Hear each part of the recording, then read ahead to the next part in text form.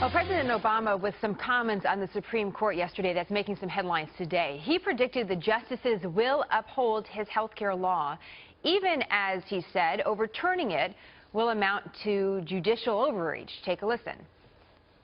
Ultimately, I'm confident that the Supreme Court will not take what would be an unprecedented, extraordinary step of overturning a law that was passed by a strong majority of a democratically elected Congress.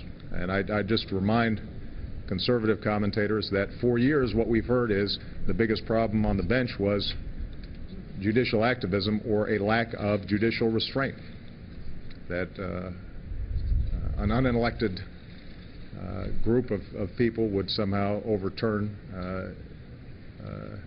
a duly constituted and passed law.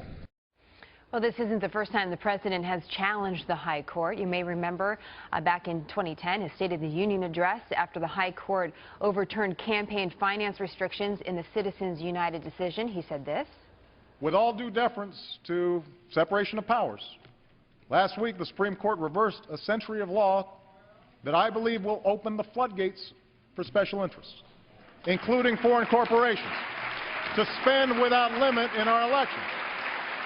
I don't think American elections should be bankrolled by America's most powerful interests, or worse, by foreign entities. They should be decided by the American people.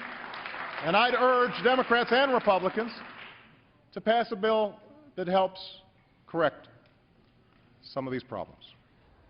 Joining me now, Fox senior judicial analyst Judge Andrew Napolitano. Already shaking your head a little bit. Judge, what do you make of the president's comments? Well, look, the president is entitled to predict that the Supreme Court is going to uphold this statute. The president is entitled to make a strong constitutional argument in favor of the statute. But when the president questions whether or not the Supreme Court has the authority to invalidate the statute, the president railing against unelected people invalidating what has been enacted by Congress belies the history of the country and the president's education of that history. Wait a minute, are you saying this is the first time we've seen a president challenge the court in such a way? No.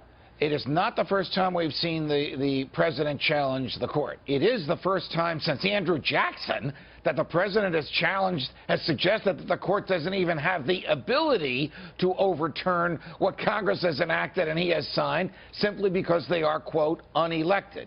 The president is a graduate of Harvard Law School, where he was the chairman of the Law Review. The president is a former instructor in constitutional law at the University of Chicago Law School, two of the best law schools in the country. He knows that this is our system.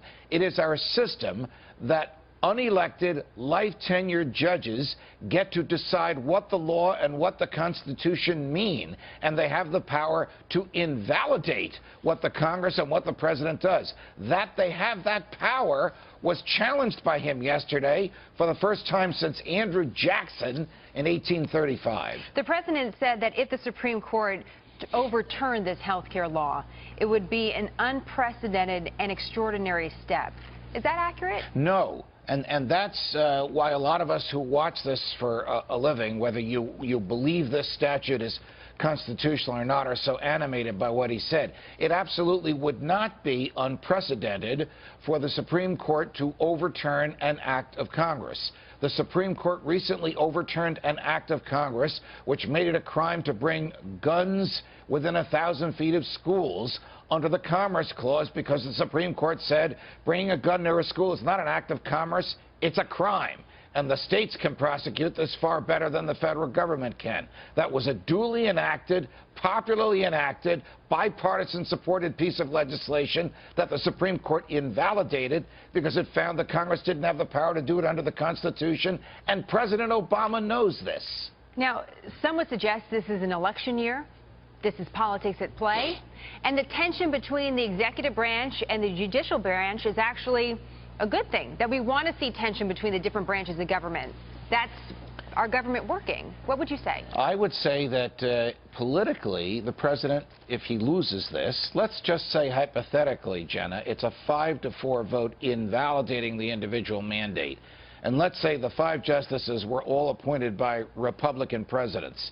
then President Obama probably could make some political hay out of this during the campaign by railing against Republican appointees to the court. But he cannot, with intellectual honesty, suggest that they don't have the power, the authority to invalidate it. He could say it was political. He could say they were wrong. But he cannot say that they are without the authority to do it. Some important insight for us today, Judge. Thank you very much, as always. Pleasure, Jenna.